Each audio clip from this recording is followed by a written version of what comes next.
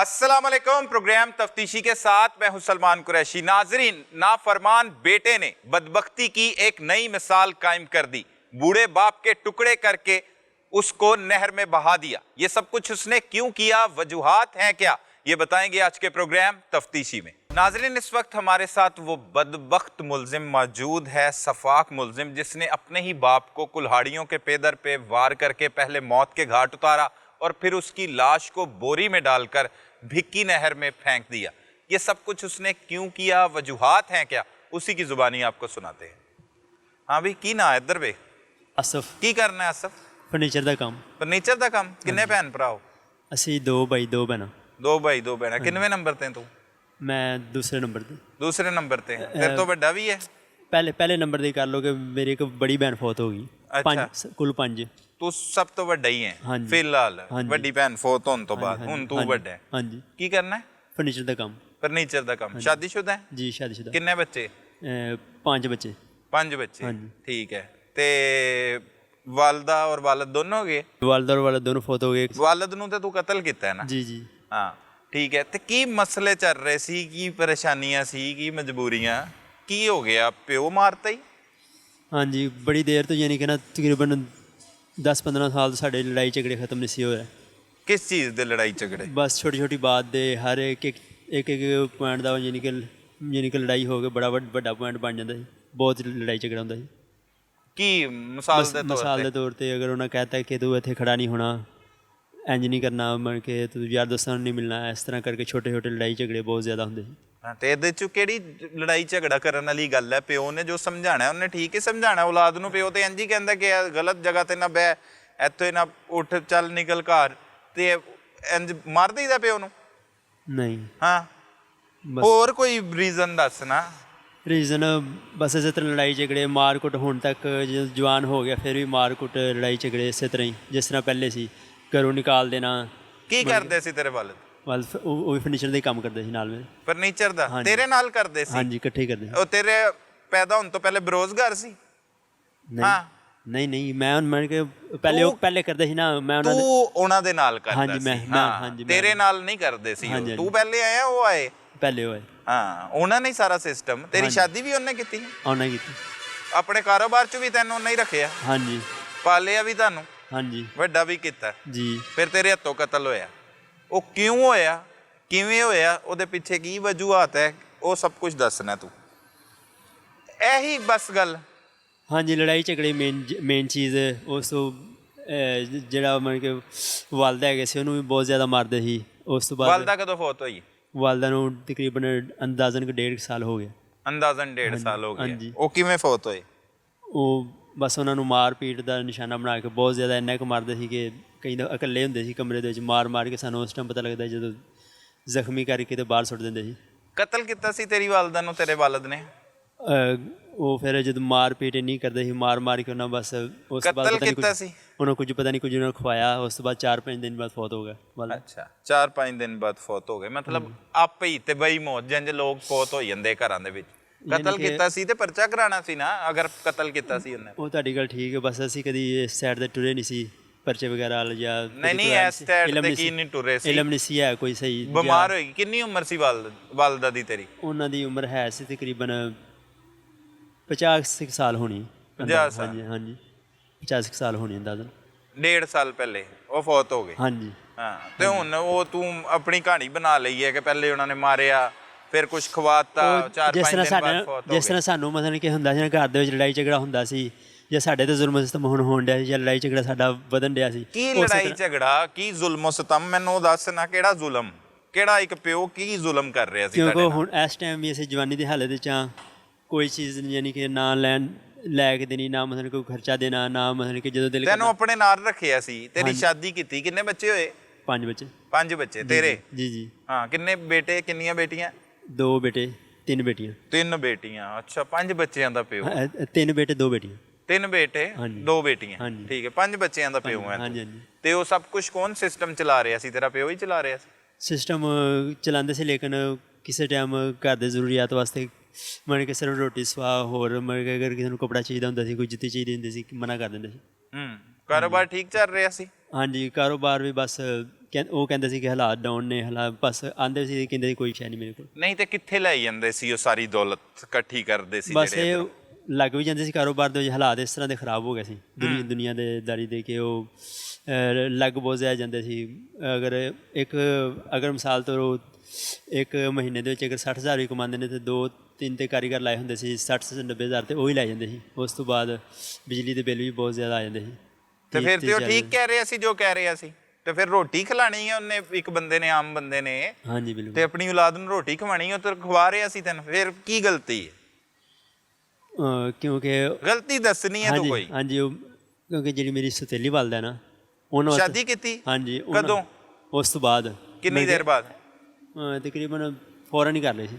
ਅੱਛਾ, ਔਰ 2-3 ਮਹੀਨਿਆਂ ਬਾਅਦ? ਹਾਂਜੀ। ਤੇ ਉਹਨਾਂ ਵਾਸਤੇ ਸਭ ਕੁਝ ਆ ਜਾਂਦਾ ਸੀ। ਅੱਛਾ, ਹਾਂਜੀ। ਅਸਲ ਮਸਲਾ ਇਹ ਸੀ, ਹਾਂਜੀ, ਉਹਨਾਂ ਸੌਤੇਲੀ ਵਾਲ ਦਾ ਮਸਲਾ ਸੀ। ਉਹ ਸਭ ਕੁਝ ਆ ਜਾਂਦਾ ਸੀ ਤੇ ਸਾਡੇ ਵਾਸਤੇ ਮੈਨੂੰ ਕੁਝ ਵੀ ਨਹੀਂ ਸੀ ਆਉਂਦਾ। ਅੱਛਾ, ਇੱਕੋ ਘਰ 'ਚ ਰਹਿ ਰਹੇ ਸੀ? ਹਾਂਜੀ, ਇੱਕੋ ਘਰ 'ਚ। ਉਹ ਸ਼ਾਦੀशुदा ਸੀ ਪਹਿਲੇ ਤੋਂ ਜਦ ਸੌਤੇਲੀ ਵਾਲ ਦਾ ਸੀ? ਹਾਂਜੀ, ਉਹਦਾ ਬੰਦਾ ਫੌਤ ਹੋਇਆ ਸੀ ਇੱਕ। ਬੇਵਾ ਸੀ? ਬੇਵਾ ਸੀ ਇੱਕ। ਫਿਰ ਉਹਨੇ ਸ਼ਾਦੀ ਕੀਤੀ, ਉਹਨਾਂ ਵੀ ਹਫ਼ਤਾ ਇੱਕ ਰੱਖ ਕੇ ਤੇ ਉਹਨੂੰ ਤਲਾਕ ਦਿੱਤੀ ਸੀ। ਹਾਂ।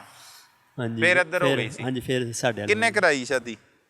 ਉਹ ਮੰਨ ਕੇ ਉੱਥੇ ਰਿਸ਼ਤੇ ਕਰਾਉਣ ਵਾਲੀ ਕਿਸੇ ਕਰਵਾਈ ਸੀ। ਅੱਛਾ। ਹਾਂਜੀ। ਉੱਥੇ ਅੰਮੀ ਲੈ ਆਏ ਆ ਤੁਹਾਡੇ ਵਾਸਤੇ ਦੂਸਰੀ ਅੱਬੂ? ਹਾਂਜੀ।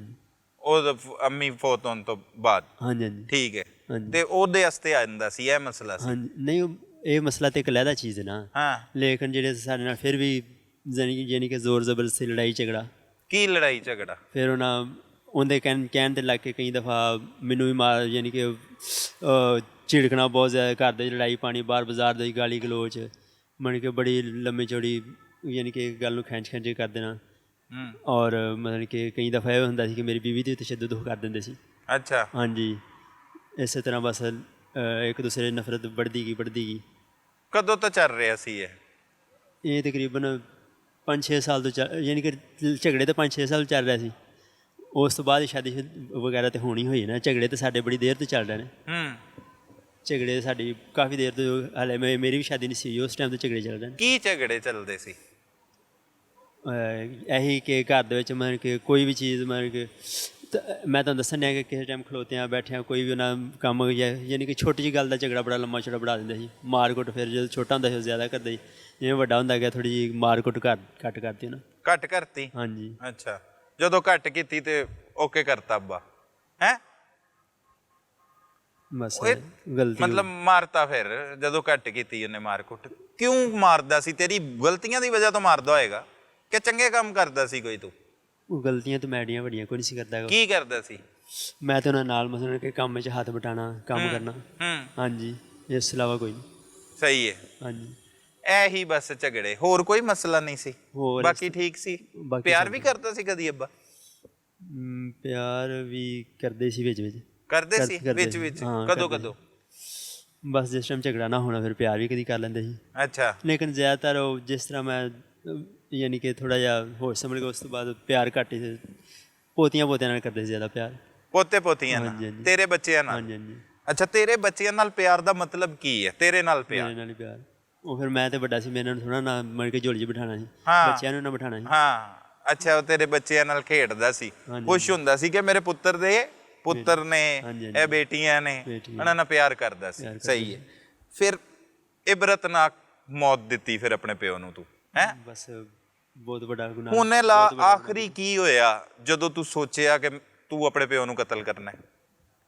ਕੀ ਹੋਇਆ? ਇਹੋ ਜਿਹੀ ਗੱਲ ਕਿਹੜੀ ਹੋਈ?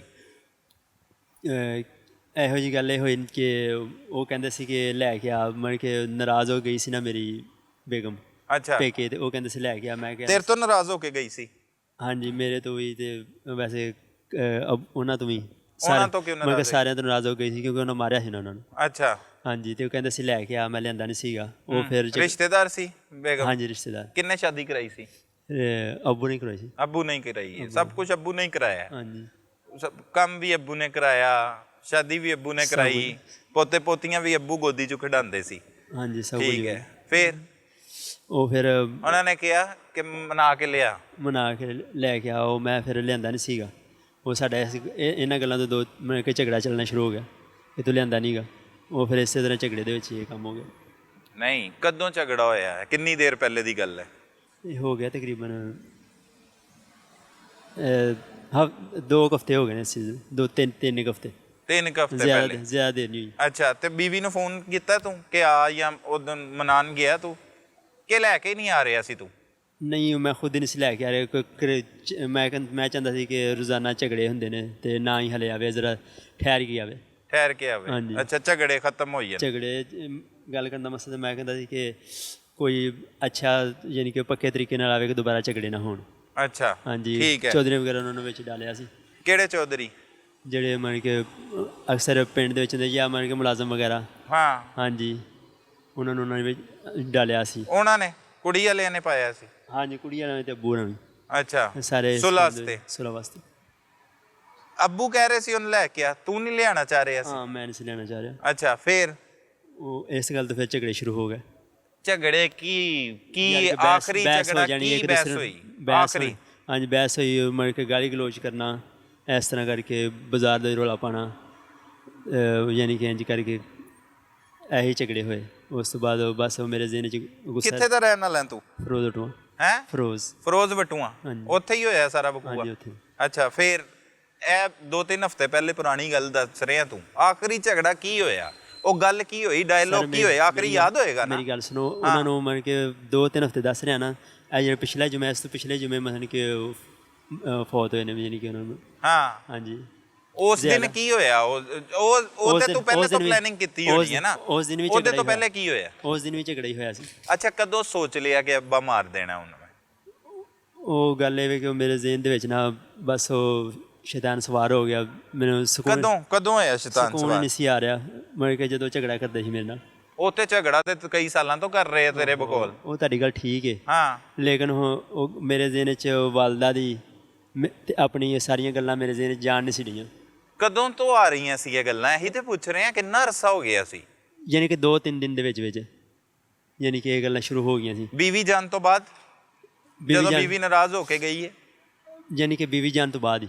ਅੱਛਾ, ਉਦੋਂ ਜ਼ਿਹਨ 'ਚ ਸ਼ੁਰੂ ਹੋ ਗਿਆ? ਉਸ ਟਾਈਮ ਉਦੋਂ ਸ਼ੁਰੂ ਹੋਇਆ ਜਦੋਂ ਮਤਲਬ ਕਿ ਫਿਰ ਝਗੜਾ ਵੀ ਕਰਦੇ ਸੀ ਕਿ ਤੂੰ ਲੈ ਕੇ ਨਹੀਂ ਆਉਂਦਾ, ਯਾਨੀ ਕਿ ਗਾਲੀ ਗਲੋਚ ਜਾਂ ਮਤਲਬ ਕਿ ਇਸ ਤਰ੍ਹਾਂ ਸਾਰੇ ਬਾਜ਼ਾਰ ਦੇ ਸੁਣਾਉਣਾ। ਜਾਂ ਤੇ ਤੂੰ ਅੱਗੋਂ ਕੀ ਕਹਿੰਦਾ ਸੀ? ਮੈਂ ਕਹਿੰਦਾ, ਇਹ ਸਾਹਮਣੇ ਤੇਰਾ ਪਿਓ ਖਲੋਤਾ ਹੈ ਜਦੋਂ ਜ਼ਿੰਦਾ ਸੀ, ਇੱਕ ਗੱਲ ਕਰਕੇ, ਮਤਲਬ ਉਹ ਕੋਈ ਗੱਲ ਯਾਦ ਹੈ ਉਹਨੇ ਤੈਨੂੰ ਕਿਹਾ ਕੁਛ, ਤੂੰ ਅੱਗੋਂ ਕੀ ਕਿਹਾ? ਇਹੋ ਜਿਹੀਆਂ ਗੱਲਾਂ ਕੋਈ ਦੱਸ 2-4। ਇਹ ਕੀ ਝਗੜੇ ਬਾਰ-ਬਾਰ ਕਰੀ ਜਾਂਦਾ? ਹਾਂ, ਮਤਲਬ ਕਿ ਉਹਨਾਂ ਗਾਲੀ ਗਲੋਚ ਹੀ ਕਰਦੇ ਸੀ। ਕੀ ਕਿਹਾ ਉਹਨੇ ਤੈਨੂੰ ਗਾਲੀ ਕੱਢ ਕੇ? ਕੀ ਕਿਹਾ? ਬਸ ਇੰਝ ਹੀ ਸਮਝੋ ਕਿ ਗਾਲੀ ਗਲੋਚ ਕਰਕੇ ਉਹਨਾਂ ਕਹਿਣਾ ਕਿ ਤੂੰ ਉਹਨੂੰ ਲੈ ਕੇ ਆਉਣਾ, ਤੂੰ ਉਹਨੂੰ ਨਾ ਛੱਡ ਕੇ ਆ, ਕਿਉਂ ਛੱਡ ਕੇ ਆਇਆ? ਤੇ ਮੈਂ ਕਹਿੰਦਾ ਸੀ ਮੈਂ ਹਾਲੇ ਨਹੀਂ ਲੈ ਕੇ ਆਉਣਾ। ਮਤਲਬ ਕਿ ਉੱਚੀ ਉੱਚੀ ਇੱਕ ਦੂਸਰੇ ਨੂੰ ਬੋਲਦੇ ਸੀ। ਤੇ ਉਹ ਤੂੰ ਵੀ ਉੱਚੀ ਉੱਚੀ ਬੋਲਦਾ ਸੀ? ਹਾਂਜੀ। ਅੱਛਾ, ਉਹ ਵੀ ਬੋਲਦੇ ਸੀ? ਹਾਂਜੀ, ਉਹ ਵੀ ਬੋਲਦੇ ਸੀ। ਠੀਕ ਹੈ। ਸੋਚਿਆ ਕਦੋਂ?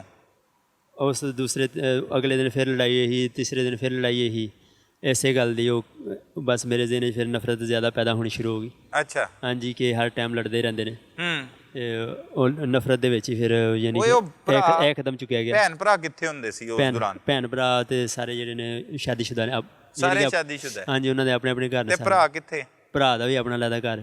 ਤੂੰ ਸਿਰਫ ਵਾਲਦ ਨਾਲ ਰਹਿੰਦਾ ਸੀ? ਤੇ ਤੇਰੇ ਬੱਚੇ ਰਹਿੰਦੇ ਸੀ? ਠੀਕ ਹੈ। ਤੇ ਉਹ ਸੌਤੇਲੀ ਮਾਂ ਕਿੱਥੇ ਰਹਿੰਦੀ ਸੀ? ਉਹ ਵੀ ਘਰ ਰਹਿੰਦੀ ਸੀ। ਅੱਛਾ, ਉਹ ਕੀ ਕਹਿੰਦੀ ਸੀ? ਵਿੱਚ ਬੋਲਦੀ ਸੀ? ਹਾਂਜੀ, ਉਹ ਮਤਲਬ ਕਿ ਘੱਟ ਹੀ ਬੋਲਦੀ ਸੀ। ਜ਼ਿਆਦਾਤਰ ਇਹ ਕਿ ਉਹਨੇ ਕਹਿ ਦੇਣਾ ਕਿ ਤੁਸੀਂ ਉਹਨਾਂ ਨੂੰ ਅਲੱਗਾ ਕਰ ਦਿਓ।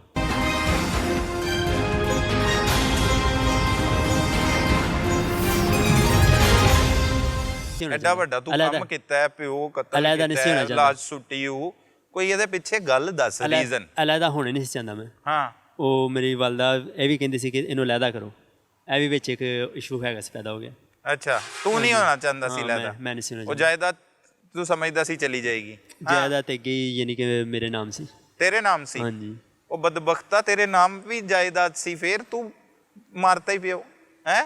ਅੱਛਾ, ਫਿਰ ਆਖਰੀ ਕੀ ਗੁਫ਼ਤਗੂ ਹੋਈ? ਨਫ਼ਰਤ ਜਦੋਂ ਵੱਧਦੀ ਗਈ ਕਦੋਂ ਸੋਚਿਆ ਮਾਰਨ ਤੋਂ ਕਿੰਨੇ ਦਿਨ ਪਹਿਲੇ ਤੂੰ ਸੋਚ ਲਿਆ ਕਿ ਮੈਂ ਮਾਰਨਾ? 2 ਦਿਨ ਪਹਿਲੇ।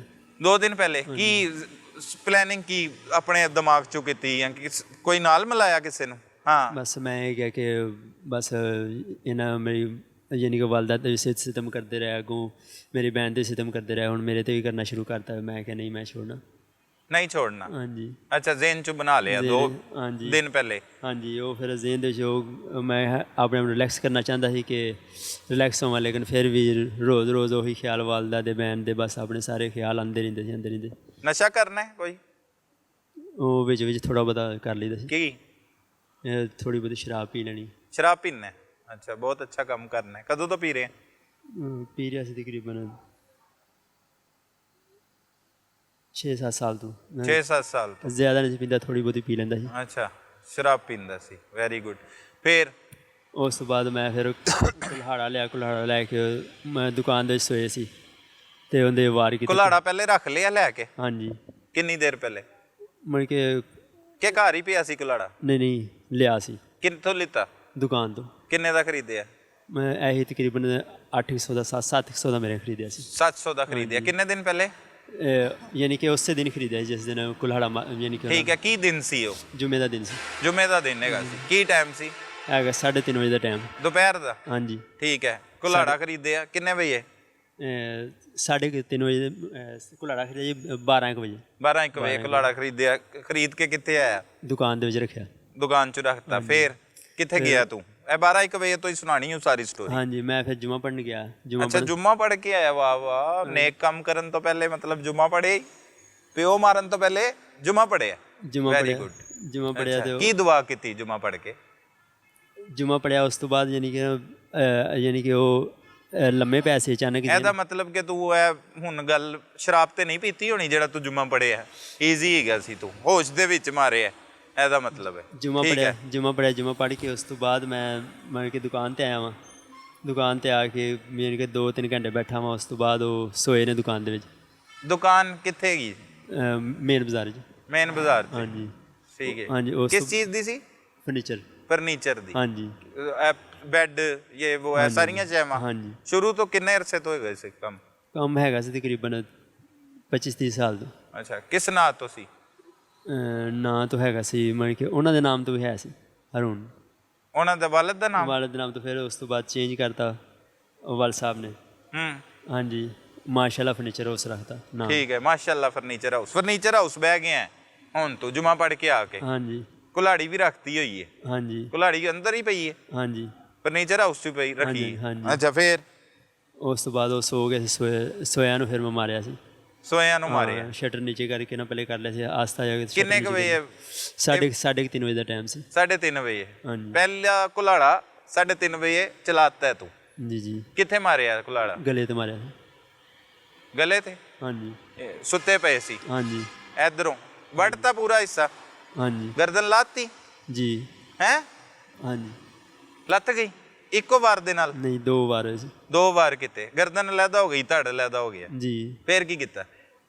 ਬੋਰੀਆਂ 'ਚ ਪਾਇਆ। ਬੋਰੇ ਵੱਡੇ ਸੀ, ਵੱਡੇ ਬੋਰੇ ਦੇ ਵਿੱਚ ਪਾ ਕੇ ਮਣ ਕੇ ਉੱਤੇ ਛਾਪਰ ਵਲੇਟਿਆ। ਛਾਪਰ ਵਲੇਟ ਕੇ ਮਣ ਕੇ ਵਿੱਚ ਕੱਪੜੇ ਵੀ ਰੱਖਦਾ ਗਿਆ ਕਿ ਤਾਂ ਕਿ ਮਤਲਬ ਜਾਗੇ ਨਹੀਂ ਕਤਲ ਤੋਂ ਪਹਿਲੇ ਸੁੱਤੇ ਪਏ ਸੀ? ਹਾਂਜੀ। ਐਸੀ ਸਪੀਡ ਨਾਲ ਹੀ ਮਾਰਿਆ ਤੂੰ ਪਹਿਲਾਂ ਹੀ? ਹਾਂਜੀ। ਠੀਕ ਹੈ। ਉਹ ਫਿਰ ਯਾਨੀ ਕਿ ਕੱਪੜੇ ਉੱਤੇ ਲਗਾਈ ਗਿਆ ਬੜੇ ਯਾਨੀ ਕਿ ਕੱਪੜੇ ਇਸ ਤਰ੍ਹਾਂ ਯਾਨੀ ਕਿ ਪਤਾ ਨਹੀਂ ਚੱਲੇ ਕਿ ਬੋਰਿਆਂ 'ਚ ਕੀ ਹੈ। ਕਿੰਨੇ ਬੋਰਿਆਂ 'ਚ ਪਾਇਆ? 5-6 ਬੋਰੇ ਯਾਨੀ ਕਿ ਹੇਠ ਤੇ ਉੱਪਰ ਵਲੇਟੇ। ਇੱਕ ਬੋਰੇ ਡਾਲ ਕੇ ਫਿਰ ਦੂਸਰੇ, ਫਿਰ ਤੀਸਰੇ 'ਚ ਇਸ ਤਰ੍ਹਾਂ। ਗਰਦਨ ਲੈਦਾ ਸੀ? ਨਾਲ ਛਾਪਰ। ਹਾਂਜੀ। ਅੱਛਾ। ਨਾਲ ਛਾਪਰ ਵੀ ਵੱਡੇ ਜਿਹੜੇ ਬੜੇ ਹੁੰਦੇ ਨੇ ਛਾਪਰ, ਉਹ ਵੀ ਨਾਲ ਲਾਂਦਾ ਗਿਆ। ਖੂਨ ਲੀਕ ਹੁੰਦਾ ਸੀ। ਅਤੇ ਉਸ ਤੋਂ ਬਾਅਦ ਲੋਡ ਕਰਕੇ ਰਿਕਸ਼ੇ 'ਤੇ ਯਾਨੀ ਕਿ ਨਹਿਰ 'ਚ ਫੇਂਕਤਾ।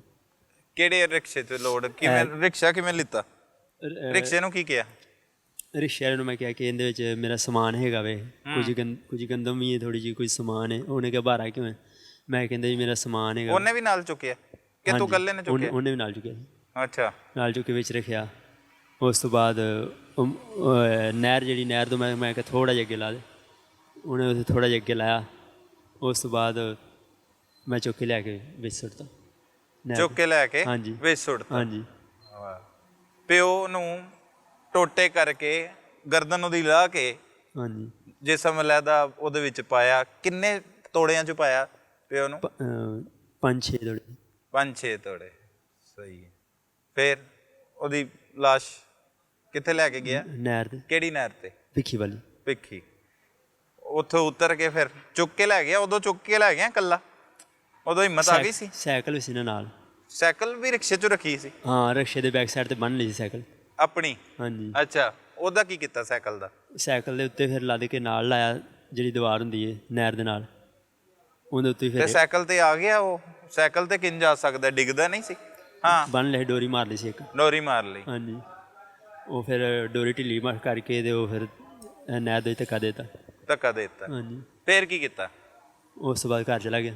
ਘਰ ਜਾ ਕੇ ਕੀ ਕੀਤਾ? ਘਰ ਜਾ ਕੇ ਫਿਰ ਮੈਂ ਉਹਨਾਂ ਨੂੰ ਇਹੀ ਕਿਹਾ ਕਿ ਉਹ ਕਹਿੰਦੇ ਸੀ ਕਿ ਅੱਬੂ ਕਿੱਥੇ ਵੇ। ਮੈਂ ਕਿਹਾ ਵੀ ਪਤਾ ਨਹੀਂ ਕਿੱਧਰ ਗਏ ਨੇ। ਠੀਕ ਹੈ। ਉਹ ਫਰਨੀਚਰ ਵਾਲੀ ਦੁਕਾਨ ਦੇ ਵਿੱਚ ਖੂਨ ਵੀ ਪਿਆ ਹੋਣਾ ਹੈ, ਉਹ ਪਹਿਲੇ ਹੀ ਕਰ ਗਿਆ ਉਹ ਸੀ? ਸਾਫ਼ ਕਰਦਾ ਸੀ ਪਹਿਲੇ ਹੀ, ਸ਼ੁਰੂ ਚ ਹੀ? ਹਾਂਜੀ। ਠੀਕ ਹੈ, ਲਾਸ਼ ਲਿਜਾਣ ਤੋਂ ਪਹਿਲੇ? ਹਾਂਜੀ। ਫੇਰ?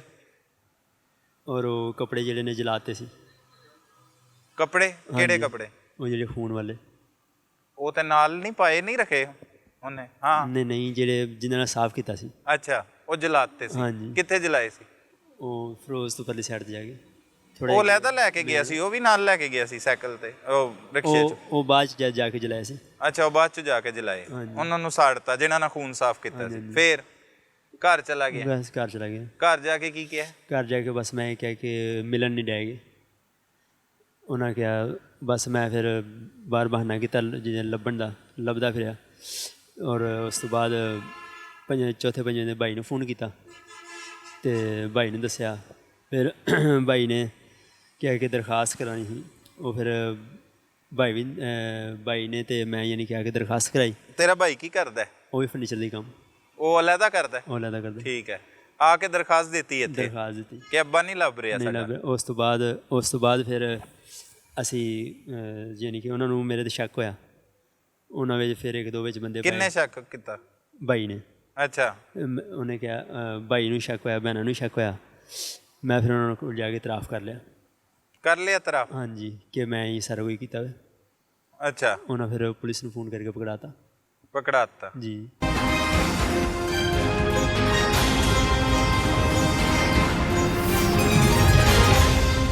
ਬਦਬਖਤ ਆਦਮੀ, ਪਿਓ ਨੂੰ ਐਂਡੀ ਬੇਦਰਦੀ ਨਾਲ ਮਾਰਿਆ ਉਹਨੇ। ਤੈਨੂੰ ਪੈਦਾ ਕੀਤਾ, ਤੈਨੂੰ ਆਪਣੇ ਨਾਲ ਕੰਮ ਦੇ ਉੱਤੇ ਰੱਖਿਆ, ਤੇਰੀ ਸ਼ਾਦੀ ਕਰਾਈ, ਤੇਰੇ ਬੱਚਿਆਂ ਨਾਲ ਖੇਡਦਾ ਸੀ, ਉਹਨਾਂ ਦਾ ਮੁਸਤਕਬਲ ਬਿਹਤਰ ਕਰਨ ਵਾਸਤੇ ਉਹ ਸਭ ਕੁਝ ਕਰ ਰਿਹਾ ਸੀ। ਜਾਇਦਾਦ ਤੇਰੇ ਨਾਮ ਕਿਹਨੇ ਲਾਈ? ਵਾਲਦ ਨੇ ਲਾਈ। ਉਹਨੇ ਤੈਨੂੰ ਆਪਣੀ ਜਾਇਦਾਦ ਵੀ ਦੇ ਦਿੱਤੀ। ਤੇ ਕਿਹੜੀ ਨਫ਼ਰਤ ਸੀ ਉਹਦੀ ਐਸੀ ਕਿ ਤੈਨੂੰ ਉਹ ਨਫ਼ਰਤ ਤੰਗ ਕਰਦੀ ਸੀ? ਤੂੰ ਐਡੀ ਬੇਦਰਦੀ ਨਾਲ ਉਹਨੂੰ ਮੌਤ ਦਿੱਤੀ, ਜਿਹਨੇ ਤੈਨੂੰ ਜ਼ਿੰਦਗੀ ਦਿੱਤੀ, ਜਿਹਨੇ ਤੈਨੂੰ ਜ਼ਿੰਦਗੀ ਜੀਣ ਦਾ ਤਰੀਕਾ ਦਿੱਤਾ। ਅਗਰ ਉਹ ਤੈਨੂੰ ਕੁਝ ਕਹਿੰਦਾ ਸੀ, ਤੇਰੇ ਭਲੇ ਵਾਸਤੇ ਹੀ ਕਹਿੰਦਾ ਹੋਏਗਾ। ਬਸ ਬਹੁਤ ਵੱਡੀ ਜਾਨਵਰ ਹੈ? ਕੌਣ ਹੈ ਤੂੰ? ਦਰਿੰਦੇ? ਪਿਓ ਮਾਰਤਾ ਹੀ? ਕੀ ਬਹੁਤ ਵੱਡੀ ਕੋਈ ਰੀਜ਼ਨ ਦੱਸ ਨਾ ਇਹਦੇ, ਇਸ ਨਫ਼ਰਤ ਦੇ ਪਿੱਛੇ ਰੀਜ਼ਨ ਕੀ ਹੈ? ਸਰ ਰੀਜ਼ਨ ਸਾਨੂੰ ਤੁਹਾਨੂੰ ਸਾਰੇ ਦੱਸ ਦਿੱਤੇ ਨੇ। ਕੀ ਇਹ ਤੇ ਕੁਝ ਵੀ ਨਹੀਂ ਹੈ ਰੀਜ਼ਨ। ਹੈ ਤੇ ਹਰ ਦੂਸਰੇ ਘਰ 'ਚ ਲੜਾਈ ਝਗੜੇ ਹੁੰਦੇ ਨੇ। ਜਿਸ ਤਰ੍ਹਾਂ ਸਾਡੇ ਘਰ ਵਿੱਚ ਹੁੰਦੇ ਸੀ, ਸਾਡੇ ਘਰ ਵਾਸਤੇ ਵਿੱਚ ਇਸ ਤਰ੍ਹਾਂ ਹੀ ਹੁੰਦਾ ਸੀ ਜਿਸ ਤਰ੍ਹਾਂ ਮੈਂ ਗੋਲੀਆਂ ਚਲਾਉਣ ਡਿਆ ਇੱਕ ਦੂਸਰੇ ਨੂੰ। ਅੱਛਾ। ਉਹ 3-4 ਦਿਨ ਜਿਹੜੇ ਗੁਜ਼ਾਰੇ ਆਪਣੇ ਪਿਓ ਤੋਂ ਬਗੈਰ, ਮਤਲਬ ਕਤਲ ਕਰਨ ਤੋਂ ਬਾਅਦ, ਡਰਾਮਾ ਵੀ ਕਰਦਾ ਰਿਹਾ ਕਿ ਗਵਾਚ ਗਏ ਨੇ ਅੱਬੂ, ਜੋ ਵੀ ਇੱਧਰ ਵੀ ਆਇਆ ਥਾਣੇ, ਉਹ ਕੋਈ ਖੌਫ ਆਇਆ, ਕੋਈ ਡਰ ਆਇਆ, ਉਹ ਜ਼ਿਹਨ 'ਚੋਂ ਆਉਂਦਾ ਸੀ ਪਿਓ ਦੇ ਕਿਵੇਂ ਟੁਕੜੇ ਕੀਤੇ, ਗਰਦਨ ਕਿਵੇਂ ਅਲੱਗਾ ਕੀਤੀ ਉਹਦੀ? ਆਉਂਦਾ ਸੀ ਖੌਫ। ਕੀ ਆਉਂਦਾ ਸੀ? ਤੂੰ ਤੇ ਆਰਾਮ ਨਾਲ ਘਰ ਗਿਆ, ਸੁੱਤਾ ਹੈ, ਇਹ ਉਹ ਇੰਜੋਏ ਕਰਦਾ ਰਿਹਾ? ਸਾਰਾ ਕੁਝ ਜ਼ਿਹਨ ਦੇ ਕੇ ਘੁੰਮਦਾ ਸੀ, ਇਸੇ ਕਰਕੇ ਤੇ ਇਕਰਾਰ ਕਰ ਲਿਆ। ਐਸੇ ਕਰਕੇ ਇਕਰਾਰ? ਸਕੂਨ ਨਹੀਂ ਸੀ ਆਉਂਦਾ। ਉਹਨਾਂ ਨੂੰ ਸ਼ੱਕ ਹੋਇਆ ਤੇ ਤੂੰ ਇਕਰਾਰ ਕੀਤਾ ਹੈ ਨਾ? ਹਾਂਜੀ, ਸ਼ੱਕ ਵੀ ਉਹਨਾਂ ਨੂੰ ਹੋਇਆ ਤੇ ਮੈਨੂੰ ਪਹਿਲੇ ਵੀ ਸਕੂਨ ਨਹੀਂ ਸੀ ਆਉਂਦਾ। ਕੀ ਆਉਂਦਾ ਸੀ? ਬਸ ਸਾਰੇ ਜਿਸ ਤਰ੍ਹਾਂ ਜੋ ਮੈਂ ਕੀਤਾ ਸੀ ਉਹ ਸਾਰਾ ਅੱਖਾਂ ਦੇ ਸਾਹਮਣੇ ਰਹਿੰਦਾ ਸੀ। ਆਉਂਦਾ ਸੀ? ਹਾਂਜੀ, ਇਸ ਕਰਕੇ ਇੰਝ ਹੀ ਮਾਰਨਾ ਚਾਹੀਦਾ ਸੀ ਪਿਓ ਨੂੰ। ਹੁਣ ਤੇ ਤੂੰ ਹੋਸ਼ ਮਤਲਬ ਸਮਝ ਗਿਆ ਹੋਏਗਾ। ਉਸ ਨਫ਼ਰਤ ਤੇ ਤੇਰੀ ਮੁੱਕੀ ਨਫ਼ਰਤ। ਸਕੂਨ ਮਿਲਿਆ ਨਫ਼ਰਤ ਨੂੰ ਜਦੋਂ ਮਾਰਿਆ? ਠੰਡਕ ਮਿਲੀ? ਬਸ ਜ਼ਾਹਿਰੀ ਜੀ ਗੱਲ ਮਿਲੀ ਹੋਏਗੀ। ਤੂੰ ਇੰਨਾ ਇੱਕਦਮ ਕੀਤਾ, ਐਡਾ ਵੱਡਾ ਕੰਮ ਕੀਤਾ, ਐਡੀ ਬੇਦਰਦੀ ਦੇ ਨਾਲ ਪਿਓ ਨੂੰ ਮੌਤ ਦਿੱਤੀ। ਸਗਾ ਪਿਓ ਸੀ ਨਾ? ਜੀ। ਤੇਰਾ ਹੀ ਸੀ ਨਾ? ਉਹਦੇ ਤੋਂ ਹੀ ਹੈਗਾ ਤੂੰ, ਫਿਰ ਮਾਰਤਾ ਹੀ। ਉਹ ਬੇਸ਼ਰਮ ਆਦਮੀ ਅਗਰ ਕਤਲ ਦਾ ਵਕੂਆ ਕਰਨਾ ਸੀ ਤੇ ਜੁਮਾ ਪੜਨ ਕਿਸ ਵਾਸਤੇ ਗਿਆ ਸੀ? ਜੁਮਾ ਪੜਨ ਗਿਆ ਸੀ, ਉਸ ਤੋਂ ਬਾਅਦ ਹੀ ਜ਼ੇਨ ਬਣ ਗਿਆ। ਜੁਮੇ ਤੋਂ ਬਾਅਦ ਜ਼ੇਨ ਬਣਿਆ? ਹਾਂਜੀ। ਜੁਮੇ 'ਚ ਇਹ ਦੱਸਿਆ ਜਾਂਦਾ ਕਿ ਕਤਲ ਕਰਨਾ, ਜਾ ਕੇ ਪਿਓ ਨੂੰ ਕਤਲ ਕਰਨਾ। ਹਾਂ, ਬਸ ਕਿਹੜਾ ਜੁਮਾ ਪੜ ਰਿਹਾ ਸੀ ਤੂੰ? ਤੇਰੇ ਦਿਮਾਗ 'ਚ ਤੇ ਕਤਲ ਦੀ ਪਲੈਨਿੰਗ ਚੱਲ ਰਹੀ ਹੋਏਗੀ। ਬੋਲਣਾ, ਆਵਾਜ਼ ਆਵੇ ਤੇਰੀ। ਕੀ? ਹਾਂ ਕੀ? ਹਾਂਜੀ ਬਸ ਕਤਲ ਦੀ ਪਲੈਨਿੰਗ ਤੇ ਫਿਰ ਚੱਲ ਹੀ ਰਹੀ ਸੀ। ਜੁਮਾ ਪੜ੍ਹਦੇ ਹੋਏ ਜ਼ੇਨ 'ਚ ਪਲੈਨਿੰਗ ਚੱਲ ਰਹੀ ਸੀ ਨਾ, ਹਾਂਜੀ। ਤੇ ਉੱਥੇ ਕਿਉਂ ਗਿਆ ਸੀ ਫਿਰ? ਬੀਵੀ ਲੈ ਆਏ ਆ ਵਾਪਸ? ਹਾਂ। ਉਹ ਵੀ ਬੜੀ ਨਫ਼ਰਤ ਕਰਦੇ ਨੇ ਇਸ ਗੱਲ ਤੋਂ। ਕੀ, ਕਿਸ ਗੱਲ ਤੋਂ? ਕਿਉਂਕਿ ਉਹ ਮੈਨੂੰ ਪਹਿਲੇ ਵੀ ਸਮਝਾਉਂਦੇ ਸੀ ਸਾਰੇ ਕਿ ਤੂੰ ਉਹਨੂੰ ਬੋਲਿਆ ਵੀ ਨਾ ਕਰ, ਤੈਨੂੰ ਕੁੱਟ ਲਵੇ, ਮਾਰ ਲਵੇ, ਭਾਵੇਂ ਜੇ ਕੋਈ ਬੋਲ ਵੀ ਲਵੇ ਤੇਰਾ ਵਾਲਦ। ਤੇਰੀ ਬੀਵੀ ਕਹਿੰਦੀ ਸੀ? ਹਾਂਜੀ, ਮੈਂ ਉਹਨਾਂ ਦੇ ਨਹੀਂ ਸੀ ਮੰਨਦਾ। ਤੂੰ ਪਹਿਲੇ ਵੀ ਨਾਫਰਮਾਨ ਸੀ, ਪਿਓ ਦੇ ਨਾਲ ਲੜਦਾ ਸੀ, ਬਦਤਮੀਜ਼ੀ ਕਰਦਾ ਸੀ, ਉਹ ਬੋਲਦਾ ਸੀ, ਤੂੰ ਅੱਗੋਂ ਉਹਨੂੰ ਗਾਲਾਂ ਕੱਢਦਾ ਸੀ, ਫਿਰ ਤੂੰ ਉਹਨੂੰ ਇਬਰਤਨਾਕ ਮੌਤ ਦਿੱਤੀ। ਉਹ ਕਿਉਂ ਕਰਤਾ ਹੀ ਓਏ? ਆਪਣੇ ਹੱਥੀ ਪਿਓ ਮਾਰਤਾ ਹੈ ਉਹਨੇ। ਤੇਰੇ ਨਾਮ ਜਾਇਦਾਦ ਕਿਉਂ ਕਰਤੀ ਹੈ ਇਹੋ ਜਿਹੇ ਬਦਬਖਤ ਪੁੱਤਰ ਦੇ? ਤੇਰੇ ਨਾਮ ਕਿਉਂ ਕਰ ਗਿਆ ਉਹ ਮਕਾਨ? ਉਹ ਤੇਰੇ ਬੱਚੇ ਬੱਚੀਆਂ ਵਾਸਤੇ ਹਾਂਜੀ। ਹੈ? ਹਾਂਜੀ, ਬੱਚੇ ਤੇ ਤੂੰ ਉਹਨੂੰ ਨਹੀਂ ਮਾਰਤਾ ਜਿੰਨੇ ਤੇਰਾ ਇੰਨਾ ਕੁਝ ਸੋਚਿਆ? ਕਿਹੜੀ ਰੋਟੀ ਦੇ ਪਿੱਛੇ ਰਹਿ ਗਈ? ਉਹ ਤੇ ਸਭ ਕੁਝ ਦੇ ਗਿਆ ਤੁਹਾਨੂੰ। ਉਹ ਫਾਇਦਾ ਕੀ ਹੋਇਆ ਪਿਓ ਮਾਰਨ ਦਾ? ਜ਼ਰਾ ਦੱਸ ਨਾ, ਤੈਨੂੰ ਦਰਿੰਦੇ ਲੋਕਾਂ ਨੂੰ ਦੱਸ। ਕੋਈ ਫਾਇਦਾ ਨਹੀਂ ਹੋਇਆ, ਨੁਕਸਾਨ ਹੋਇਆ ਬਹੁਤ ਵੱਡਾ। ਕੀ ਨੁਕਸਾਨ ਹੋਇਆ? ਤੇਰਾ ਕੀ ਨੁਕਸਾਨ ਹੋਇਆ? ਤੂੰ ਤੇ ਨਫ਼ਰਤ ਕਰਦਾ ਸੀ। ਬਸ ਹੁਣ ਉਹ ਪਲ ਯਾਦ ਆਉਂਦੇ ਨੇ, ਕਾਸ਼ ਉਹ ਪਲ ਦੁਬਾਰਾ ਲੌਟ ਆਉਣ, ਮੈਂ ਗਲਤੀ ਨਾ ਕਰਦਾ। ਕਾਸ਼ ਉਹ ਪਲ ਦੁਬਾਰਾ ਲੌਟ ਆਉਣ। ਪੁਲਿਸ ਨੇ ਫਿਰ ਤੈਨੂੰ ਫੜ ਲਿਆ? ਜੀ। ਤੇ ਆਪ ਕਿਉਂ ਨਹੀਂ ਗ੍ਰਿਫਤਾਰੀ ਦਿੱਤੀ ਆ ਕੇ? ਭਾਈ ਕੋਲ ਗਿਆ ਸੀ ਨਾ, ਉਹਨੇ ਮੇਰੇ ਗ੍ਰਿਫਤਾਰੀ ਕਰਵਾਤਾ। ਉੱਚੀ ਬੋਲਣਾ ਥੋੜਾ। ਭਾਈ ਕੋਲ ਗਿਆ ਸੀ, ਉਹਨੇ ਗ੍ਰਿਫਤਾਰ ਕਰਵਾਤਾ। ਕੀ ਕਹਿੰਦਾ ਭਾਈ? ਉਹ ਜਦੋਂ ਤੂੰ ਦੱਸਿਆ ਭਾਈ ਨੂੰ ਤੇ ਉਹਨੇ ਕੀ ਕਹਿੰਦਾ ਉਸ ਟਾਈਮ? ਉਹ ਬਸ ਉਹਨੇ ਕੀ ਕਹਿਣਾ, ਉਹਨੇ ਕੁਛ ਵੀ ਨਹੀਂ ਕਿਹਾ। ਉਹਨੇ ਕਿਹਾ ਤੂੰ ਬਹੁਤ ਵੱਡਾ ਗਲਤ ਕਦਮ ਚੁੱਕ ਲਿਆ। ਹਾਂ। ਉਸ ਤੋਂ ਬਾਅਦ ਉਹਨੇ ਫੋਨ ਕੀਤਾ, ਫੋਨ ਕਰਕੇ ਉਹਨੇ ਮੈਨੂੰ ਪਕੜਾਤਾ। ਤੇ ਪਿਓ ਦੀ ਲਾਸ਼ ਲੱਭੀ? ਨਹੀਂ ਲੱਭੀ। ਲਾਸ਼ ਵੀ ਨਹੀਂ ਲੱਭੀ? ਨਹੀਂ ਲੱਭੀ। ਓਏ ਹੋਏ ਹੋਏ, ਕੀ ਇਬਰਤਨਾਕ ਮੌਤ ਦਿੱਤੀ। ਉਹਦਾ ਕੀ ਕਸੂਰ ਸੀ? ਉਹਨੇ ਤੈਨੂੰ, ਮਤਲਬ ਤੇਰੇ ਵਰਗਾ ਪੁੱਤਰ ਪੈਦਾ ਹੋਇਆ ਉਹਦੇ ਘਰ, ਬਸ ਹੁੰਦਾ ਇੱਕ ਸੋਚ। ਉਹਨੇ ਉਹਨੂੰ ਪਾਲਿਆ, ਉਹਦੇ ਚਾਅ ਪੂਰੇ ਕੀਤੇ, ਹੁਣ ਉਹਦੀ ਔਲਾਦ ਦੇ ਨੂੰ ਗੋਦੀਆਂ ਚੋਂ ਕਢਾ ਰਿਹਾ ਸੀ। ਉਹਦੀ ਔਲਾਦ ਵਾਸਤੇ ਉਹਨੇ ਤੈਨੂੰ ਘਰ ਵੀ ਦੇ ਦਿੱਤਾ, ਤੇਰੇ ਨਾਮ ਲਾ ਦਿੱਤਾ। ਉਹ ਬਦਬਖਤ ਦਰਿੰਦੇ ਕੀ ਕਰਤਾ ਹੀ ਹੈ? ਕੀ ਕੀਤਾ ਹੀ? ਬਹੁਤ ਵੱਡੀ ਕਬੀਰਾ ਗੁਨਾਹ ਕਰਤਾ। ਕਬੀਰਾ ਗੁਨਾਹ ਕਰਤਾ ਹੈ? ਕੀ ਹੋਣਾ ਚਾਹੀਦਾ ਤੇਰਾ ਅੰਜਾਮ? ਕੀ ਅੰਜਾਮ ਹੋਣਾ ਚਾਹੀਦਾ? ਬੱਚਿਆਂ ਕੋ ਵਾਪਸ ਜਾਣਾ ਹੈ? ਕੀ ਕਰਨਾ ਹੈ? ਜੇਕਰ ਬੱਚਿਆਂ ਨੂੰ ਦੇਖਿਆ ਜਾਏ ਤਾਂ ਬੱਚਿਆਂ ਦਾ ਕੀ ਕਸੂਰ? ਵਿਚਾਰੇ ਉਹ ਲੜਨਾ ਨੇ। ਹਾਂ। ਫਿਰ ਵਾਪਸ ਜਾਣਾ ਮਤਲਬ, ਅਗਰ ਬੱਚੇ ਨਾ ਹੁੰਦੇ ਮੇਰੇ ਤਾਂ ਫਿਰ ਮੈਨੂੰ ਜਿਹੜੀ ਇਬਰਤ ਤੋਂ ਇਬਰਤਨਾਕ ਸਜ਼ਾ ਦੇ ਦਿੱਤੀ ਜਾਂਦੀ। ਹਾਂ, ਬੱਚੇ ਬਿਲਕੁਲ, ਹਾਂ ਬਿਲਕੁਲ ਹੋਣਾ ਚਾਹੀਦਾ। ਤੇ ਹੁਣ ਜਿੰਨੇ ਚਾਵਾਂ ਨਾਲ ਉਹਨੇ ਤੈਨੂੰ ਪਾਲਿਆ, ਤੇਰੇ ਬੱਚਿਆਂ ਨਾਲ ਪਿਆਰ ਕੀਤਾ, ਜਾਇਦਾਦ ਵੀ ਤੇਰੇ ਨਾਮ ਕੀਤੀ, ਜੋ ਤੂੰ ਉਹਦੇ ਨਾਲ ਕੀਤਾ ਉਹ ਹੁਣ ਤੇਰੇ ਨਾਲ ਹੋਣਾ ਹੈ। ਹਾਂਜੀ। ਤੇਰੀ ਔਲਾਦ ਕੀ ਕਰੇਗੀ? ਉਹ ਔਲਾਦ ਦਾਦੇ ਦੇ ਬਾਰੇ ਚ ਉਹ ਦੱਸਣਗੇ ਕਿ ਪਿਓ ਨੇ ਮਾਰਿਆ, ਤੇ ਉਹ ਕੱਲ ਨੂੰ ਤੈਨੂੰ ਮਾਰਨਗੇ। ਬਿਲਕੁਲ ਇਸੇ ਤਰ੍ਹਾਂ ਕੱਲ ਨੂੰ ਨਾ ਮਾਰਨਾ ਵੇ। ਹਾਂ। ਮੇਰਾ ਇਲਾਜ ਵੀ ਹੋਣਾ ਚਾਹੀਦਾ। ਤੇਰਾ ਇਲਾਜ ਵੀ ਇਹੀ ਹੋਣਾ ਚਾਹੀਦਾ। ਤੈਨੂੰ ਤੇ ਫਾਂਸੀ ਹੋਣੀ ਚਾਹੀਦੀ, ਇਬਰਤਨਾਕ ਸਜ਼ਾ ਹੋਣੀ ਚਾਹੀਦੀ। ਤੂੰ ਤੇ ਦੱਬਿਆ ਔਲਾਦ ਦੇ ਨਾਮ ਦੇ ਉੱਤੇ। ਮੇਰੇ ਬੱਚੇ ਨਹੀਂ ਛੱਡਣਾ ਹੈਗਾ ਤੇ ਫਿਰ ਫਾਂਸੀ ਦੀ ਨਿਕਲ ਜ਼ਰੂਰਤ। ਉਹਨਾਂ ਨਹੀਂ ਮਾਫ਼ ਕਰਨਾ। ਜਦੋਂ ਉਹਨਾਂ ਵੱਡੇ ਹੋਣਾ ਵੇ, ਉਹ ਵੀ ਦਾਦੇ ਨਾਲ ਪਿਆਰ ਕਰਦੇ ਸੀ। ਹਾਂ। ਉਹਨਾਂ ਨੇ ਮਾਫ਼ ਕਰਨਾ। ਉਹ ਤੇ ਤੂੰ ਕਿਉਂ ਕਰਤਾ? ਬਸ ਸ਼ੈਤਾਨ ਸਵਾਰ ਹੋ ਜਾਏ ਜਿਸ ਟਾਈਮ। ਇਨਸਾਨ ਅਗਰ ਇੰਨੀ ਸਮਝ ਹੋਵੇ, ਇਨਸਾਨ ਦੀ ਅਕਲ ਹੋਵੇ ਤੇ ਇਨਸਾਨ ਨਾ ਕਰੇ ਕੋਈ ਵੀ ਐਸਾ ਕੰਮ। ਤੇ ਐਡੀ ਨਫ਼ਰਤ ਦੀ ਕੀ ਵਜ੍ਹਾ ਸੀ? ਬਸ ਰੋਜ਼ਾਨਾ ਦੇ ਝਗੜੇ।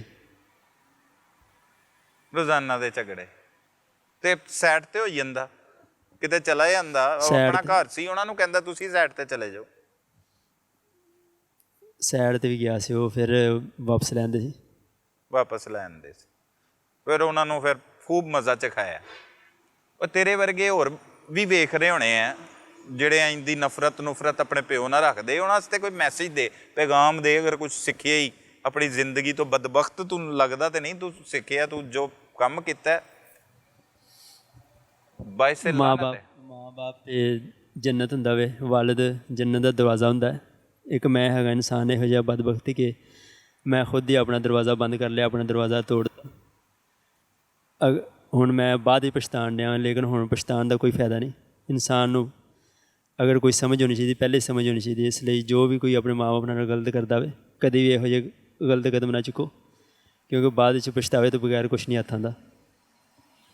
नाजरीन, ये ऐसा दरिंदा सिफ्त मुलजिम है जिसने अपने बाप ही को बेदर्दी के साथ पहले मौत के घाट उतारा, उसके टुकड़े कर दिए, उसकी जो धड़ था वो सर और धड़ दोनों जुदा कर दिए, फिर उसे बोरियों में डाला और बोरियों में डालने के बाद लाश जो है वो नहर में फेंक दी। अब उसका ये कहना है कि उससे पछतावा हो रहा है, लेकिन उसका ये भी कहना था कि उसकी ज़िंदगी जो है वो जीरन बनी हुई थी और एक ही हल था कि उसने अपने बाप को ही कत्ल करना था। बिल आखिर अब वो पकड़ा गया है।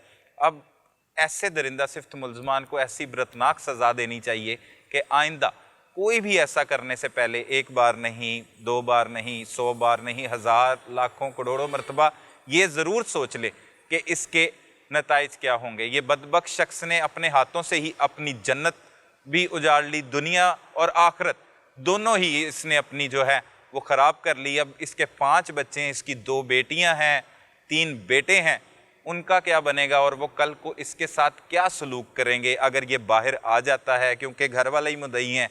अगर किसी मौके पर जाके इसकी माफ़ी हो जाती है तो ये भुगतना पड़ता है, और तमाम लोग जो ऐसा करते हैं वो भुगतते ज़रूर हैं। इसकी ज़ुबानी भी आपने पैगाम सुना, मज़ीद इस केस में हक़ाइक़ है क्या वो भी आपको बताते हैं।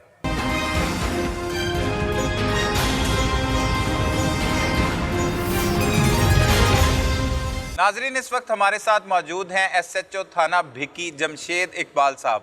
उन्हीं की ज़ुबानी जानते हैं इस अफसोसनाक वाक़े के हवाले से।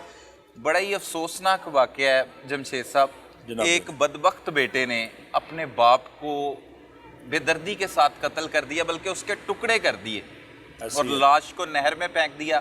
इत्तला किस तरह से मौसूल हुई और तफ्तीश का आगाज़ खास तौर पर कैसे किया गया और बिल आखिर फिर मुलजिम तक कैसे पहुँचे, तफसीली तौर पर आगाह कीजिएगा। जी बिल्कुल, ये रात के तकरीबन 10-11 बजे जो जवेद था उसका मकतूल का बेटा, वो एक एप्लीकेशन लेके मेरे पास आया। सही। उसने कहा कि मेरा वालिद 4-5 दिन से मिल नहीं रहा, हम खुद ही उसे तलाश कर रहे थे लेकिन उसका कोई पता नहीं चला। सही। तो मैंने अपने मुहर्र को फौरी तौर पर कहा कि इसका मुकदमे का अंदराज करो। साथ ही मुकदमा दर्ज हो गया, 365 में अगवा का मुकदमा दर्ज हो गया। ठीक है। उसके ये बाद बेटे की दरख्वास्त पे हुआ? एक बेटे की दरख्वास्त। क्या नाम है उसका? जावेद की दरख्वास्त। उसके बाद तफ्तीश का आगाज़ हुआ, हमने तफ्तीश शुरू की। तो सबसे पहले हमने देखा कि वो बाप किसके साथ रहता था। सही। तो हमें पता चला कि वो जो हारून नामी मकतूल है वो अपने आसफ नाम के बेटे के साथ फर्नीचर की दुकान पे काम करता था। ठीक है। दुकान पे काम करता, फर्नीचर की दुकान थी इनकी, वहाँ पर काम करते थे, अपनी जाती थी। अच्छा, ठीक है। तो वहाँ हमने उसको शामिल तफ्तीश किया कि इससे पूछें कि तुम्हारा बाप कितने बजे निकलता था, कितने बजे जाता था, क्या काम करता था, तुम इकट्ठे रहते हो, तुम्हें पता होना चाहिए। तो वो उसे हम साथ ले आए इंटेरोगेशन के लिए, बताने के लिए। तो वो कन्फ्यूज़ हो गया। अच्छा। वो कन्फ्यूज़ ऐसे हुआ कि उसका जो था ना वो एक्सप्रेशन, वो जैसे मुल्ज़िमों वाला बिहेव कर रहा था। तो मुझे शक गुजरा, मेरी टीम को भी शक गुजरा। हमने उससे इंटेरोगेशन की, अलहदे में की, भाई यार तुम बताओ तुम्हारा बाप लास्ट टाइम तुमने कब देखा और किधर को गया। तो वो कन्फ्यूज़ हुआ, तो हमने उसे इंटेरोगेट किया अपने तरीके से। तो थोड़ी देर बाद उसने ना वो बात उगल दी। उसने कहा कि मेरे वालिद के साथ कुछ इख्तलाफात थे तो मैंने अपने वालिद को कत्ल कर दिया। अच्छा, ये पहले तो कहानियां भी सुनाता रहा होगा? कहानियां सुनाता रहा। देखें, पहले वो जब उसका बाप गुम हुआ है वो अपने भाई के साथ उसे तलाश करता रहा है और खुद थाने भी आया है, खुद भी थाने आता रहा है, भाई के साथ थाना भी आया और उसे तलाश भी करता रहा है। अच्छा। लेकिन जब उसने ये बात की तो मुझे यकीन नहीं आया। मैंने कहा शायद ये कोई साइको है, कोई ये टेंशन में है। हमें यकीन नहीं हुआ। यकीन कैसे होता जब तक उसके बात की तस्दीक ना होती। बिल्कुल ऐसे ही। हमने उसे साथ लिया, हमने कहा चलें हमें जायब कुआ पे लेके जाओ जहाँ तुमने इसको कत्ल किया है। तो वो अपने फर्नीचर की शॉप पे ले गया कि मैंने इनको अपने वालिद को इधर कत्ल किया। अच्छा। तब तो उसने वो साफ़ कर दिया हुआ था, जगह वगैरह धो दी हुई थी। हाँ, वो सारी साफ़ कर दी। लेकिन उसने बताया, मैंने कैसे कत्ल किया। तो उसने कहा जी वो यहाँ चारपाई पे सो रहा था, मैंने एक कुल्हाड़ा लिया और कुल्हाड़े का वार किया तो वो गर्दन जो है ना वो कट गई, उसकी शारक कट गई। अच्छा। दूसरा वार मैंने किया तो उसकी गर्दन अलहदा हो गई। अलहदा हो। मैंने कहा चलें फिर उसके बाद उसने बताया कि वो जो कपड़े थे मेरे वालिद के मकतूल के, वो मैंने एक जगह पे जाके जला दिए। यहाँ तक तो हमारे पास भी कोई शहादत नहीं थी। हम वहाँ पर गए जहाँ पर उसने वो कपड़े जलाए थे, तो वो कपड़े जले नहीं थे। अच्छा, वो आग लगा के कहीं खुद वो वहाँ से चला गया था, वो बुझ गई आग। वो आग बुझ गई। अच्छा, वो मिल गए खून आपको? आलूद कपड़े हमें मिल गए। अच्छा, वो सही। सबसे पहली जो वो है ना वो evidence, एविडेंस पहला evidence ये था। उसकी बात की उससे तस्दीक हो गई। सही। फिर हमने उससे पूछा, हाँ तो जो कुल्हाड़ी से तूने उसको मारा है वो किधर है? अल्हम्दुलिल्लाह वो फिर कुल्हाड़ी भी, आला कत्ल भी जो है ना वो भी बरामद हो, कुल्हाड़ी बरामद हो गई। उस पे खून सूखा हुआ लगा हुआ था। वो कहाँ पे पड़ी थी? वो उसने वहाँ छुपाई हुई थी अपनी फर्नीचर की दुकान में उसने छुपाई हुई थी।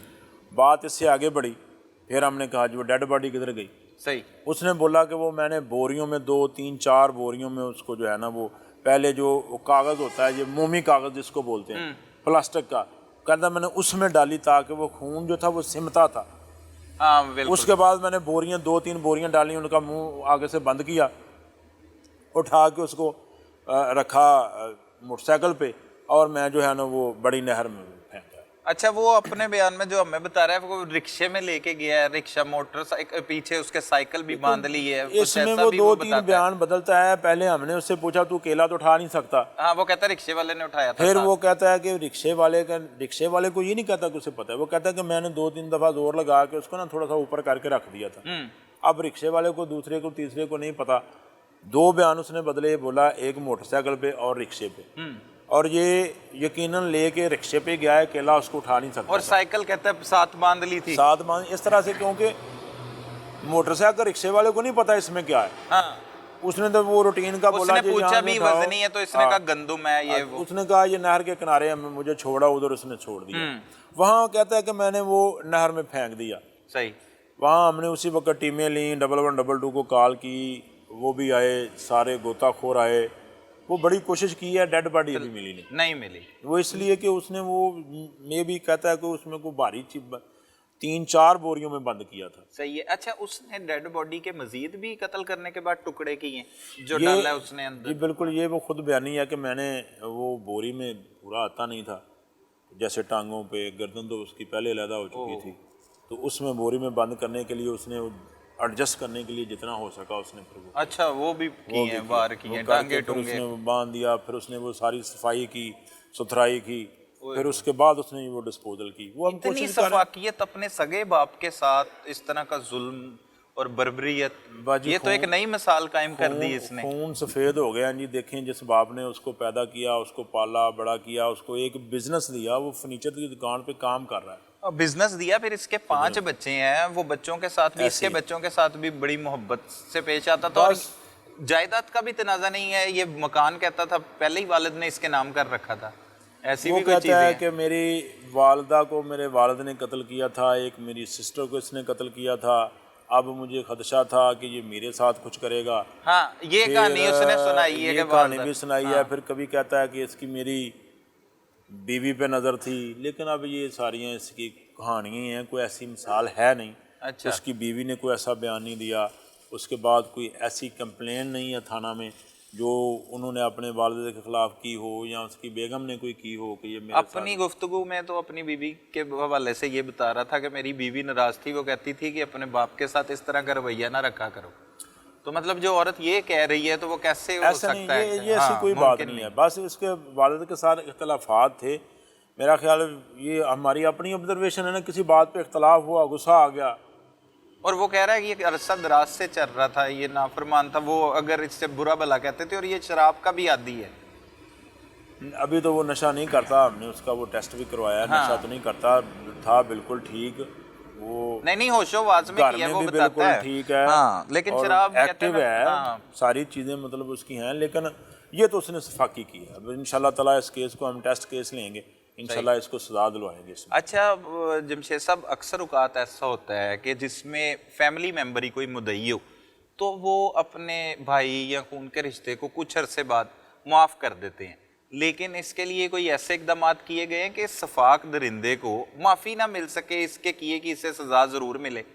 देखिए, ये नॉन कंपाउंडेबल जो है ना वो है ये ऑफेंस, इसमें कोर्ट्स जो हैं वो बिल्कुल उन पे डिपेंड करता है, इनमें ये बिल्कुल काउंट नहीं करता कि अगर ये बयान दे देता है तो वो ये मुल्ज़म छूट जाएगा।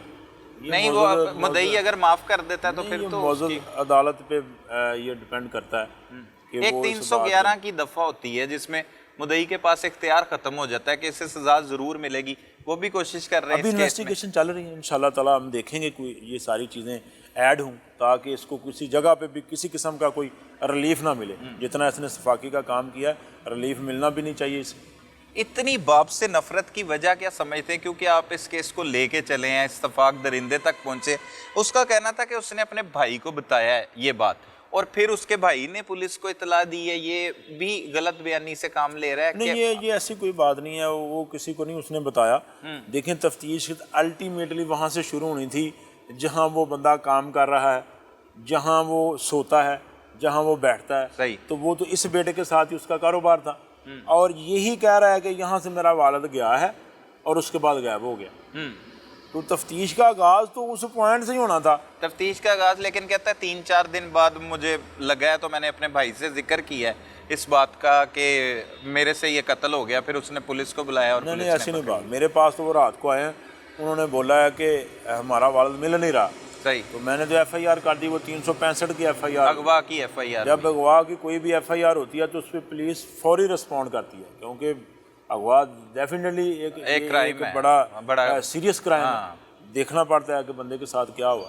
तो वो आगे जैसे बात चली, अल्हम्दुलिल्लाह अल्लाह का शुक्र है, अब ये क्लियर है। इसको हम इंशाल्लाह ताला कोई भी ऐसा हुक्म नहीं छोड़ेंगे जो इसको सजा ना हो।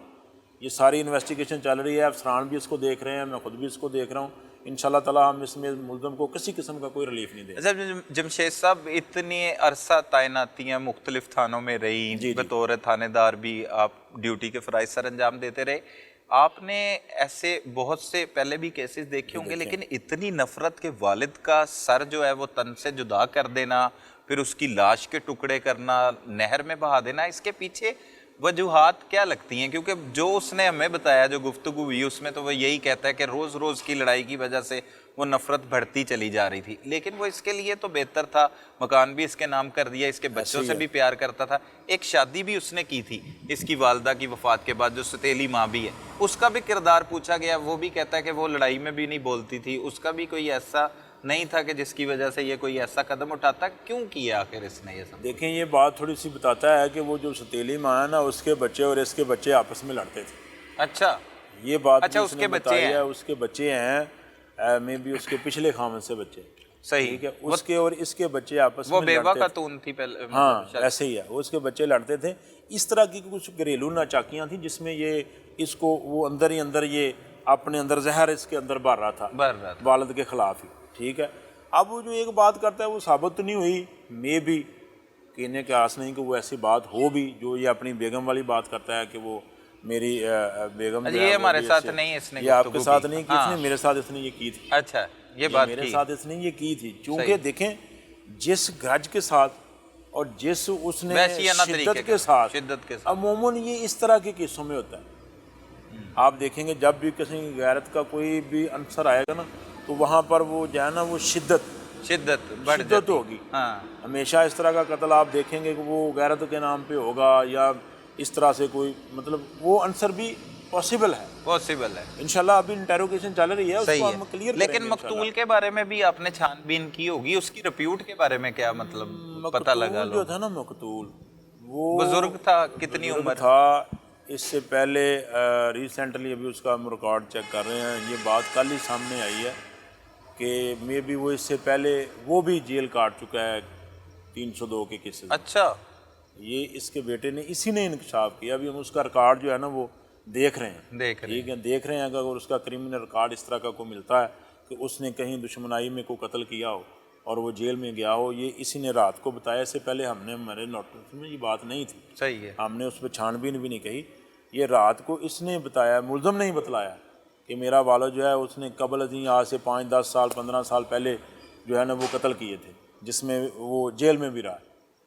तो इस तरह की भी पॉसिबिलिटी है, हो सकता है। वो लेकिन ओवरऑल रिप्यूट मतलब ठीक है, वो कारोबारी तो ठीक शख्स था, वो मतलब फर्नीचर की दुकान पे काम कर रहा है। घर में इख्तलाफात तो देखें फैमिलीज के किसी के भी छोटे मोटे चलते रहते हैं, उसमें इतनी शिद्दत बाप जो तो है रोकता है बच्चे को बुराई करने से, इतनी कोई भी शिद्दत बनती नहीं है जिस शिद्दत से उसने उसको कत्ल किया है, इतनी शिद्दत बनती नहीं। ये एक अंधे कत्ल का ही मामला था जो आप से हाँ हल हो गया है। हाँ डेफिनेटली देखें, अब एक बंदा गुम है और वो उसका अल्हम्दुलिल्लाह मैमा हल हो गया, वगरना इसमें बड़ी मेहनत करनी पड़ती है इससे आगे चल के भी। मजीद इसको करार वाक़या सजा दिलवाने के लिए क्या इकदाम किए जा रहे हैं? देखिए मजीद यही हम इसमें देखें 2-3 एविडेंस हमारे पास आ गई हैं। अगर डेड बॉडी नहीं मिलती तो हम डेड बॉडी छुपाने वाली भी दफात होती हैं वो भी साथ शामिल करेंगे। सही। और जो एक आपने बोला है इंशाल्लाह ताला इसमें कोई भी हम 311 से कम नहीं छोड़ेंगे कि जिसमें इसको किसी किस्म का भी कोई रिलीफ मिले। इंशाल्लाह ताला इसे सजा दिलवाएंगे और करार वाक़या सजा दिलवाएंगे इंशाल्लाह। सही। अच्छा, अक्सर लोग ये भी बात करते हैं कि जब लाश ना मिले तो उस तरह से मुलजिम को सज़ा नहीं हो सकती, क्या ऐसा मुमकिन है? लेकिन इससे पहले हमारे पास ऐसा केस है जो मुफक्खर अदील जो थे SSP, उनका ये वक़ूआ, उसमें लाश नहीं मिली थी लेकिन फिर भी वो जेल काट रहे हैं। नहीं, ऐसी बात नहीं है कि वो सजा नहीं हो सकती। देखें 2-3 हमारे पास बड़ी ठोस शहादतें हैं। एक उसके हमें कपड़े मिल गए खून आलूद, सही है। उसकी निशानदेही पे DNA वगैरह उसका सारा हो कुछ जाएगा। उसका सारा वो PFS से सारी चीज़ें उसमें सारे लवाजमात पूरे किए हैं। सही है। और उसके बाद आला कत्ल मिल गया, वो ये बड़ी ठोस से आते हैं। और इसका कन्फेशन जो यहाँ पे है थाने में, वो अदालत में जाके अगर उससे मुनरफ हो जाता है तो कोई बात नहीं, अदालत के सामने या वो चीज़ें अगर ये आप शवाहिद मान जाए तो रखेंगे। वो कोई इशू नहीं है। देखिए वहाँ मुलज़म जो है वो हमने जब एविडेंस कलेक्ट कर ली हैं तो वो चीज़ें बोलनी है। सही। मुलज़म जो है वो चाहे इनकार कर दे अदालत में, वो तो मोस्टली 99% लोग जाके कोर्ट में यही कहते हैं कि जी हमारे साथ ज्यादती हुई है, गलत हुआ है, हमें ऐसे फंसाया गया, लेकिन उसमें वो मैटर नहीं करता। और मुद्दई एविडेंस मैटर करता है। मुद्दई से राब्ते में होंगे, जाहिर सी बात है। वो क्या कहता है कि इसे सजा दिलवाएंगे, वो जाहिर सी बात है। मुद्दई बोलता है कि मैंने कतन भी इस पर कंप्रोमाइज़ नहीं करना, इसने हमारे वालिद को नाहक कत्ल किया है, मैं इसमें कंप्रोमाइज़ नहीं करेंगे। आने वाले वक्त में देखेंगे उसका अपना मैटर, अभी तो बिल्कुल उसका यही बयान है। बहुत शुक्रिया जमशेद साहब, थैंक यू वेरी मच। शुक्रिया जी। नाजरीन, बाप की नाफरमानी औलाद को जन्नत से निकालकर दोज़खी बना देती है। इस केस में आपने देखा कि किस तरह 5 बच्चों के बाप ने अपने ही वालिद के टुकड़े करके नहर में बहा दिए। वजह सिर्फ ये है कि बाप बुराई से रोकता था, लिहाजा वालिदैन को चाहिए कि नाफरमान औलाद से होशियार रहें और इन पर कड़ी नजर रखें ताकि ऐसे नताइज का सामना न करना पड़ सके। अपने इर्द गिर्द होने वाले जुर्म को फौरी 15 पर रिपोर्ट कीजिए। अपने मेजबान सलमान कुरैशी को इजाजत दीजिए। अल्लाह निगहबान।